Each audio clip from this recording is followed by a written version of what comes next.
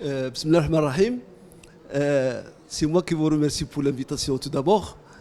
Ce qui m'a motivé pour écrire ce livre. Donc, en tant qu'ingénieur génie civil, j'ai eu toujours une sensibilité particulière pour tout ce qui est architecture et urbanisme. La ville de Bjad, vraiment, elle a beaucoup d'attrait au niveau surtout social et mystique. Personne n'a écrit sur la partie architecturale et urbanistique. D'ailleurs, plusieurs écrivains, historiens, sociologues, anthropologues ont écrit beaucoup de livres. C'est pour cela que je me suis donné la mission pour valoriser et mettre en valeur le patrimoine urbanistique et architectural de la Médina. En plus de ça, comme je suis natif de Bjad, ce livre, c'est une déclaration d'amour pour cette ville où j'ai vécu.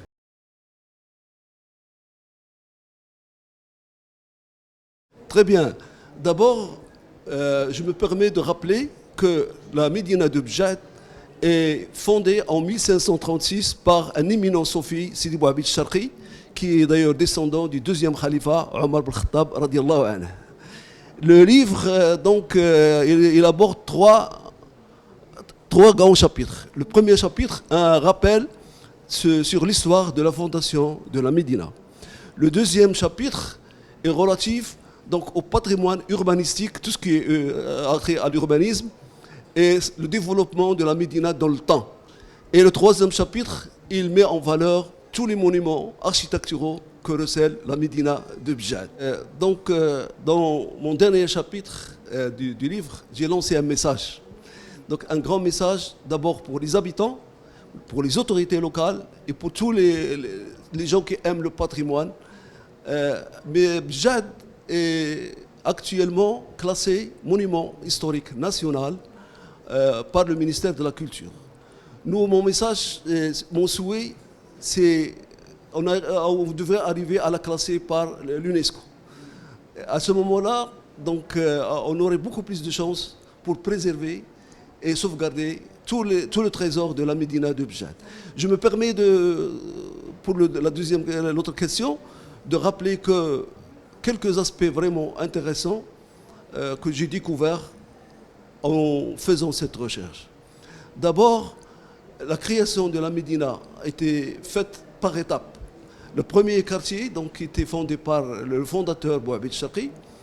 Quand il a fondé son quartier, donc, il a imaginé vraiment un aménagement vraiment très harmonieux en créant d'abord la Zawiya, puis tous les équipements nécessaires, à savoir les écoles, le hammam, four. Donc il y a tous les équipements nécessaires et en plus de ça, toutes les constructions, les habitations, les maisons qui sont faites d'un autre côté. Je voudrais rappeler qu'actuellement, quand on veut réaliser un plan d'aménagement d'un quartier, on applique des normes d'urbanisme. À savoir, surtout, il y a ce qu'on appelle la grille des équipements qui précise exactement quelle est la quantité à réserver aux voiries, aux espaces verts, aux logements et aux équipements sociaux. Et ce qui m'a surpris beaucoup plus que j'ai trouvé, c'est comme s'il y avait des ingénieurs et des urbanistes qui travaillaient avec tous les fondateurs des différents quartiers. Et ça fait 5 siècles. Donc ils appliquaient pratiquement les normes qu'on utilise actuellement. Ça, c'est vraiment la chose qui m'a beaucoup surpris et ce que j'ai découvert au niveau de l'aménagement de la Médina. Et ceci vraiment est valable dans tous les quartiers. Parce que tous les quartiers, d'ailleurs, ils portent les noms des descendants de Bouhabid Sharqi. Par exemple, on a Drb Qadriyin, c'est son fils Sidi Abd Qadr, Drb Ghazawna, c'est son fils Ghazwani, etc. Et quand ces descendants créaient leur quartier, ils n'utilisaient pas les équipements des fondateurs. Donc chaque descendant, quand il crée son quartier, il applique pratiquement ces mêmes normes.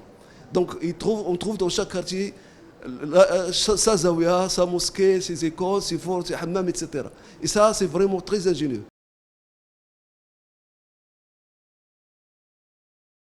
D'abord,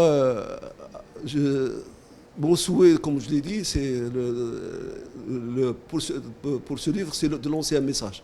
D'abord pour les autorités locales et surtout, ce qui va beaucoup plus nous aider dans cette mission, c'est les associations. D'ailleurs, actuellement, on est en train de créer l'association d'Akirat Bjad, donc Mémoire de Bjad. et on voudrait être affilié à la Fédération nationale des mémoires comme Casa Mémoire, Marrakech fait voir, etc. Et c'est par ce biais-là que nous, on espère donc sensibiliser beaucoup plus la population et les autorités locales et les décideurs.